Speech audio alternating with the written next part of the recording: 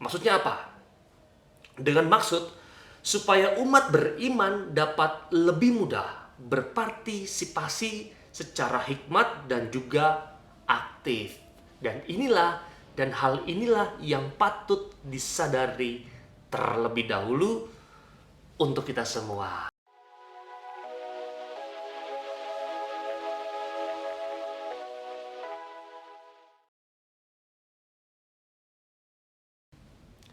Halo, saya Romo Gandhi. Kita ketemu lagi dalam Cerita Mogan.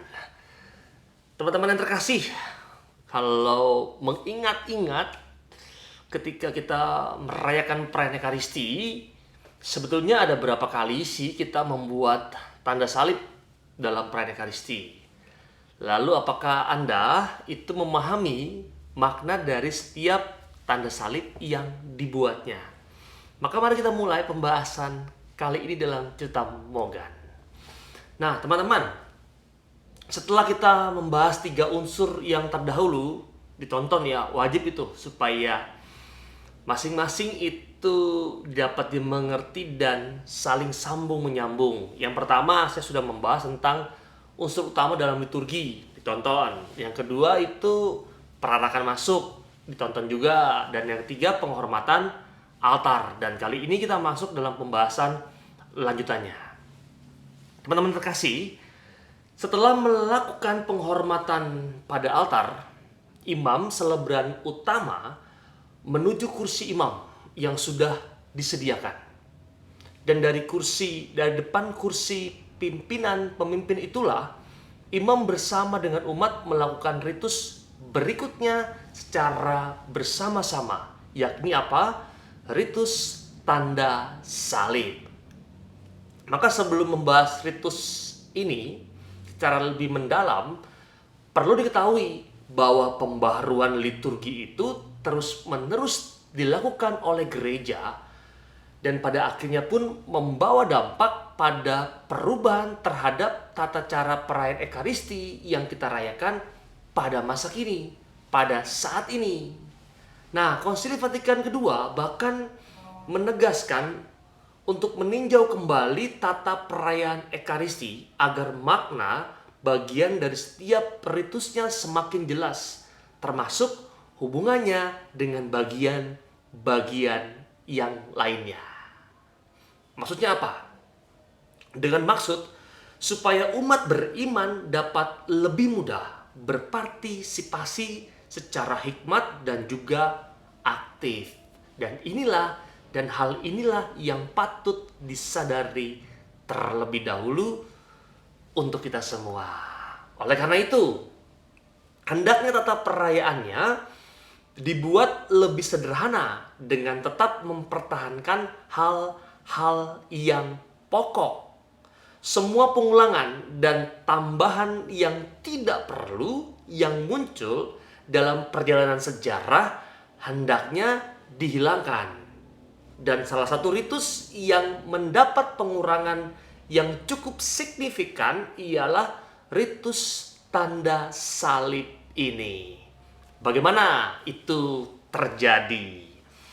Teman-teman, sejarah kita itu memperlihatkan dengan jelas bahwa dalam misa Paus Pius kelima, yakni misa Tridentin, ritus tanda salib sebanyak 40 kali.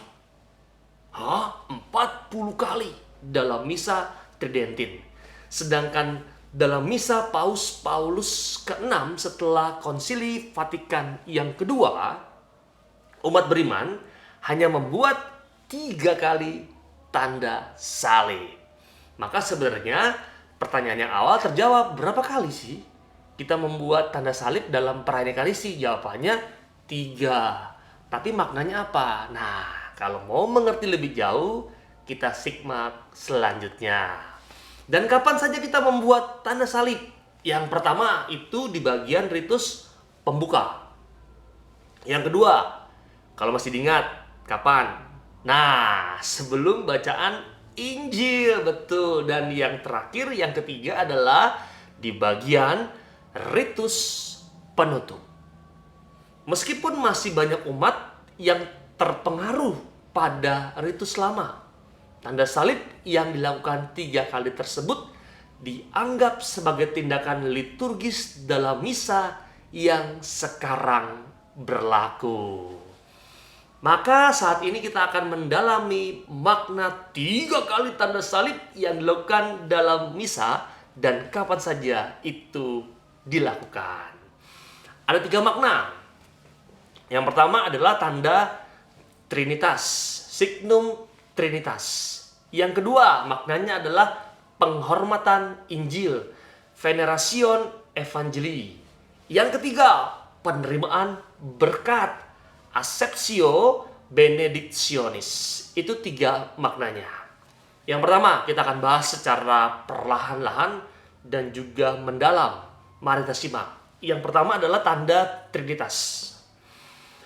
Tanda salib yang pertama ini bermakna tanda atau simbol Trinitas.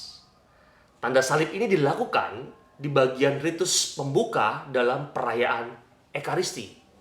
Dan ritus tanda salib di sini adalah ritus yang mempersatukan para pelayan liturgis setelah perarakan masuk dan penghormatan altar bersama seluruh umat yang hadir, yang dilakukan setelah mempersiapkan diri dan menyanyikan lagu pembuka yang dilakukan secara bersama-sama. Saya ulangi, dilakukan secara bersama-sama lagu pembuka. Maka Anda yang hari ini masih diem, cicing, ketika lagu pembuka dinyanyikan, maka Anda juga diminta untuk bersama-sama menyanyikannya. Lalu kemudian imam pergi ke tempat duduk. Semua tetap berdiri. Dan bila nyanyian pembuka selesai, imam bersama dengan seluruh umat membuat tanda salib. Sementara imam berkata, dalam nama Bapa dan Putra dan Roh Kudus, dan umat menjawab, amin. Tanda salib dengan formulasi Trinitas itu mengingatkan kita akan baptisan yang telah kita terima dalam nama Allah Tritunggal, Bapa dan Putra dan Roh Kudus. Maka dengan mengenang baptisan yang telah kita terima, dosa kita diampuni dan kita menjadi ciptaan yang baru. Kita yang dipersatukan dalam satu baptisan masuk dalam persekutuan Allah sendiri. Dalam liturgi, tata gerak tanda salib Trinitas mengantar kita pada misteri perayaan, yakni keselamatan yang terjadi karena bantuan Tritunggal Maha Kudus. Melalui apa?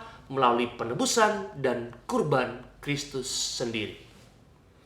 Tanda salib dengan formulasi Trinitas itu pertama kali diterapkan dalam misa di Sarum, Salisbury, sekitar abad ke-14. Dan tanda salib Trinitas ini merupakan tanda keselamatan bagi kita umat beriman yang percaya kepada Kristus yang menunjukkan kuasa yang menyelamatkan dan melindungi kita dari segala gangguan. Itu makna yang pertama. Makna yang kedua itu adalah penghormatan Injil. Dan tanda salib yang kedua itu bermakna penghormatan terhadap Injil, veneratio evangelii. Tanda salib ini dilakukan sebelum imam membacakan Injil. Dan pewartaan Injil, kalau kita masih mengingatnya, merupakan puncak dan bagian yang paling penting dalam liturgi sabda. Dan keistimewaan ritus bacaan Injil ini terlihat jelas dari beberapa rangkaian seremoni atau kita kenal dalam rangkaian beberapa elemen yang mendukungnya. Buku liturgisnya adanya berkat untuk pembaca Injil, prosesi dan pendupaan, salam di awal bacaan, aklamasi atau seruan, ciuman pada evangeliarium, sikap tubuh berdiri saat bacaan Injil, dan secara khusus umat beriman kita semua membuat tanda salib 3 kali. Pada apa? Pada dahi, pada mulut, dan juga dada.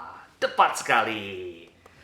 Di samping hal tersebut, dengan ibu jari, imam membuat tanda salib pada Injil yang akan diwartakan. Lalu pada dahinya, pada mulut, dan juga dadanya. Dan hal ini juga dilakukan oleh umat beriman.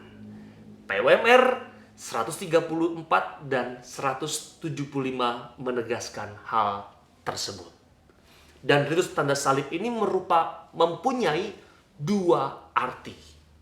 Arti yang pertama, agar pewartaan Injil itu menyucikan pikiran, mulut, dan hati umat beriman.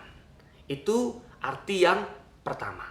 Dan arti yang kedua, sebagai ungkapan doa agar Tuhan membuka pikiran umat beriman untuk menangkap pewartaan Injil yang dibawakan oleh diakon atau imam sendiri.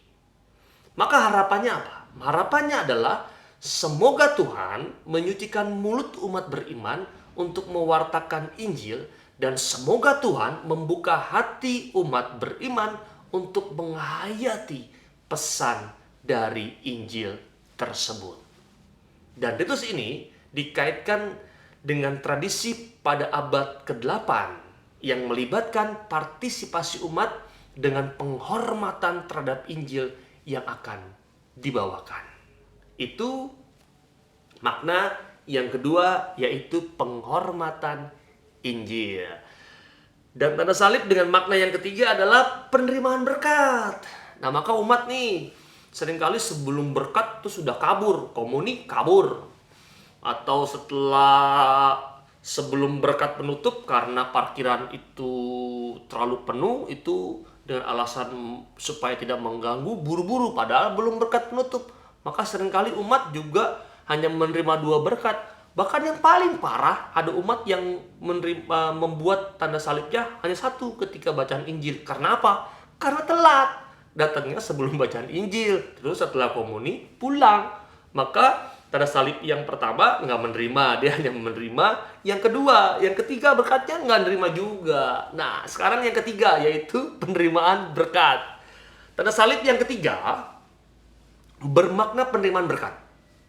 Tanda salib ini dilakukan pada ritus penutup dalam perayaan Ekaristi. Imam mengatupkan tangan, lalu menempelkan tangan kiri pada dada, mengangkat tangan kanan dan berkata, "Semoga saudara sekalian diberkati oleh Allah yang Maha Kuasa." Dan sambil memberkati umat, ia meneruskan, "Bapa, Putra, dan Roh Kudus." Umat menjawabnya, "Amin." Dalam nama Bapa dan Putra dan Roh Kudus. Amin. Nah, itu yang sering terjadi ketika kita menerima berkat penutup. Sedangkan untuk seorang uskup memberkati umat dengan rumus yang khusus sambil membuat 3 kali tanda salib untuk umat. Dan ini ditekankan juga dalam PUMR 167.